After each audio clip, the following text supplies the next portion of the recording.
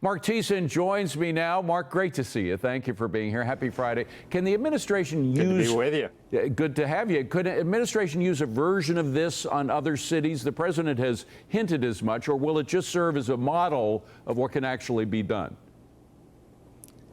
Well, first of all, he's saving lives. I mean, just look at the stats. Carjackings in the last week down 83%, armed robbery down 48%, violent crime down 22%. Murders down 100%. There have been a whole week without a single murder in the District of Columbia. So what he's doing is saving lives. I'd love to see it in every American city. The problem is that he's got a unique set of powers here because D.C. is a federal city. So under the Home Rule Act, he can take over the police for 30 days.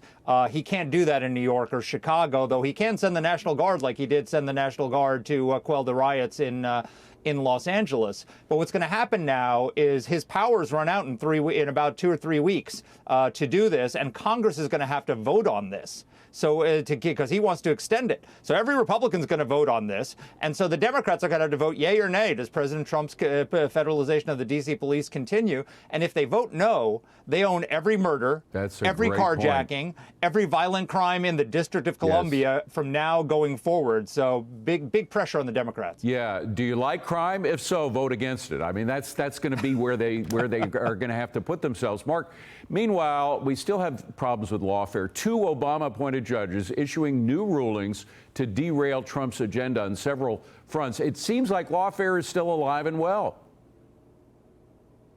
Oh, it very much is. I mean, it's just changed direction. So it started out, lawfare was to destroy the president. Put him in jail, bankrupt him, 91 indictments, civil suits to bankrupt him, all the, 2 impeachments. It was, and it completely failed. So now what they're trying to do is they're trying to engage lawfare to stop his agenda. The Supreme Court has ruled with him, but they're going to have to litigate all this going forward. Yeah, Marc, the last one concerns New York, and I know a lot of folks out there don't care what happens in New York City, but those of us who live here do, and it could be sort of a model for what happens in other blue cities. A new poll puts socialist Mamdani at the top of the New York City mayoral race.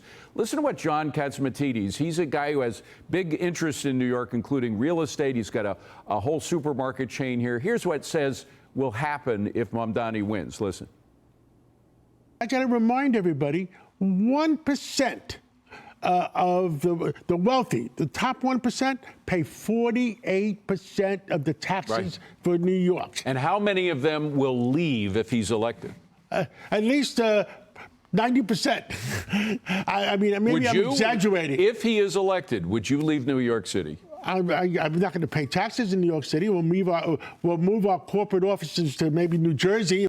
So, Marc, if people like John Katz leave and his other friends in business leave, New York will lose its tax base. The city will undoubtedly go bankrupt the same way it did in the late 1970s. And frankly, I don't think Donald Trump is going to bail it out. Yeah, so New Yorkers clearly don't want Mamdani. He's got 37% of the vote. His opponents collectively have like 53. So it's just that there's the opponents are so unattractive. You got a disgraced mayor, a disgraced former governor that people blame for killing their grandparents, rightly so, as the opposition. So that's why he's prevailing. But look, it's terrible for New York. It's great for the Republican Party because you've already seen in the last 4 years. 544,000 people have left New York and gone to red states. And there are going to be even more when he becomes mayor. What that means is you're going to have congressional districts moving. We've had this whole redistricting fight. More congressional districts moving to Texas and California and southern states. More electoral votes moving to Texas and at that, which means the Republicans, the blue wall is going to get destroyed by Mamdani and his ilk. Well, there's an economic term for that, creative destruction. But unfortunately, some of us are going to be right in the middle of the destruction. That's the problem. Marc, good to see you. Have a wonderful weekend. Thank you very much. I'm an expat New Yorker, so I'm not there anymore. So you have sympathy for us, at least. All right. Thank you, Marc.